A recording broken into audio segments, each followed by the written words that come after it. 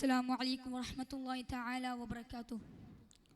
ബിസ്മില്ലാഹി വൽഹംദുലില്ലാഹ് വസ്സലാത്തു വസ്സലാമു അലാ അഷ്റഫിൽ മുർസലീൻ വഅലാ ആലിഹി വസഹ്ബിഹി അജ്മഈൻ. അമ്മാ ബഅദ്. ആദരണീയരായ ഉസ്താദുമാർ, ശബ്ദം ശ്രവിക്കുന്ന പ്രിയ കൂട്ടുകാരെ, ഞാനിന്നിവിടെ ഈ വർണ്ണവസന്തങ്ങൾ പെയ്തിറങ്ങുന്ന ഈ വേദിയിൽ പുതിയ കാല മനുഷ്യനും വായനയും എന്ന വിഷയത്തെ ആധാരമാക്കി ചിലത് നിങ്ങളുമായി സംവദിക്കാനാണ് ഞാൻ ആഗ്രഹിക്കുന്നത്. നാഥൻ തുണക്കട്ടെ, ആമീൻ. ഇന്നത്തെ തലമുറയിൽ വായനയുടെ പ്രാധാന്യം കുറഞ്ഞു വരികയാണ്. അതിൻ്റെ പ്രധാന കാരണം പുതിയ സാങ്കേതിക വിദ്യയുടെയും കണ്ടുപിടുത്തങ്ങളുടെയും നിർമ്മിത ബുദ്ധിയുടെയും കടന്നുകയറ്റുന്നതാണ്. കാലം എത്ര പുരോഗമിച്ചാലും അക്ഷരങ്ങളുടെ ലോകം എന്ന് ഉദിച്ചു തന്നെ നിൽക്കണമെന്നത് വില്യം ഷേക്സ്പിയറുടെ പ്രധാന വാക്കുകളാണ്. മനുഷ്യ മനസ്സുകളെ സ്വാധീനിക്കാൻ ശക്തിയുള്ളതാണ് വായന. ഏതൊരു വ്യക്തിയുടെയും സമഗ്ര വളർച്ചയ്ക്കു പിന്നിൽ വായന വഹിക്കുന്ന പങ്ക് വളരെ വലുതാണ്. ഇനി നാം കുഞ്ഞുണ്ണി മാഷിന്റെ വരികൾ എടുത്തു നോക്കുകയാണെങ്കിൽ, വായിച്ചാൽ വളരും, വായിച്ചില്ലെങ്കിലും വളരും, വായിച്ചു വളർന്നാൽ വിളയും, വായിക്കാതെ വളർന്നാൽ വളയും എന്നത് നമുക്ക് കാണാം. വായനയിൽ നിന്ന് ലഭിക്കുന്ന അറിവും അനുഭവവും ജീവിത വിജയത്തിന് ഉപകരിക്കുന്നതാണ്. ആത്മാർത്ഥമായ വായനയിലൂടെ ഇരുട്ടിൽ വസിക്കുന്ന മനുഷ്യ ഹൃദയങ്ങളെ നമുക്ക് സ്നേഹത്തിന്റെയും സൗഹാർദ്ദത്തിന്റെയും ധാർമ്മികതയുടെയും വെളിച്ചത്തിലേക്ക് എത്തിക്കാൻ സാധിക്കും. അക്രമങ്ങളിലും പീഡനങ്ങളിലും കൂപ്പുകുത്തിയ ആധുനിക സമൂഹത്തെ നമുക്ക് വായന എന്ന അപൂർവ ശക്തി കൊണ്ട് അവരെ നമുക്ക് കരകയറ്റാൻ സാധിക്കും. ഒരു നല്ല പുസ്തകം മനുഷ്യനെ അറിവ് വർദ്ധിപ്പിക്കുന്നതോടൊപ്പം മനുഷ്യനെ നന്മയുടെ പാതയിലേക്ക് നയിക്കുകയും ചെയ്യുന്നുണ്ട്.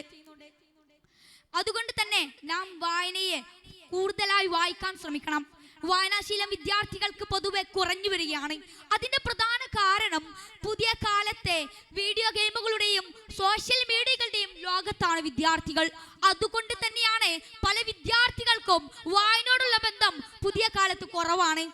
ഇനി വേണ്ട, വായിക്കുന്ന ചുരുക്കം ചിലർ പേർ തന്നെ വായിക്കുന്നതിന് പുസ്തകങ്ങൾക്ക് പകരം മൊബൈൽ ഫോണുകളാണ് ഉപയോഗിക്കുന്നത്.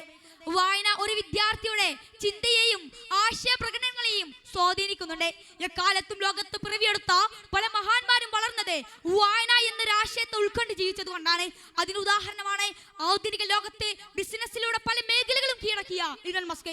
അദ്ദേഹം പറയുന്നുണ്ട്, താൻ ഏതൊക്കെ മേഖലകളാണോ താൻ കീഴടക്കിയത് ആ മേഖലയെ കുറിച്ചൊന്നും തനിക്ക് വ്യക്തമായി അറിവ് പഠിച്ചത് കൊണ്ടല്ല, മറിച്ച് താൻ അതിനെക്കുറിച്ച് വായിച്ച് നേടിയതാണെന്ന്. ഇതിൽ നിന്ന് തന്നെ മനസ്സിലാക്കാം അദ്ദേഹം എത്രത്തോളം വായിച്ചു എന്ന്. അതുകൊണ്ട് തന്നെയാണല്ലോ ഇന്ന് ലോകത്തെ ശതകോടീശ്വരന്മാരിൽ അദ്ദേഹം ഒന്നാം സ്ഥാനത്ത് തുടരുന്നത്.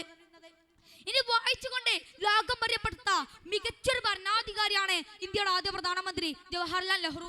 അദ്ദേഹം നല്ലൊരു വായനക്കാരനായിരുന്നു. അതുകൊണ്ട് തന്നെയാണ് ഇന്ത്യ ചരിത്രത്തിലെ മികച്ചൊരു ഭരണാധികാരിയായി അദ്ദേഹം മാറിയത്.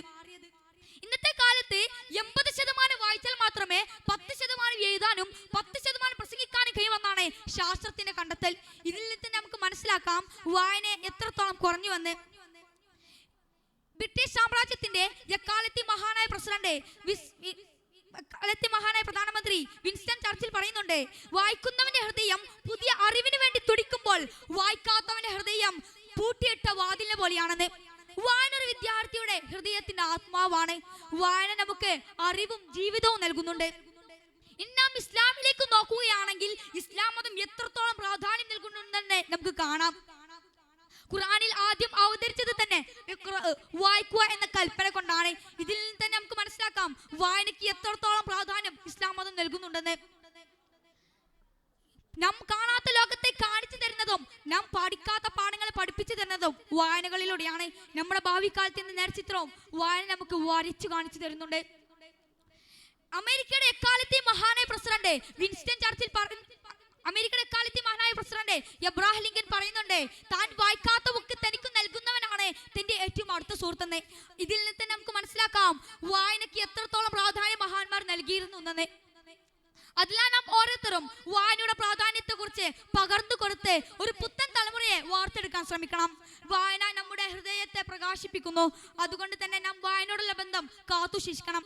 ഇത്രയും പറഞ്ഞുകൊണ്ട് ഞാൻ എൻ്റെ വാക്കുകൾക്ക് വിരാമം കുറിക്കുന്നു. അൽഹംദുലില്ലാഹി റബ്ബിൽ ആലമീൻ. അസ്സലാമു അലൈക്കും വറഹ്മത്തുള്ളാഹി വബറകാതുഹു.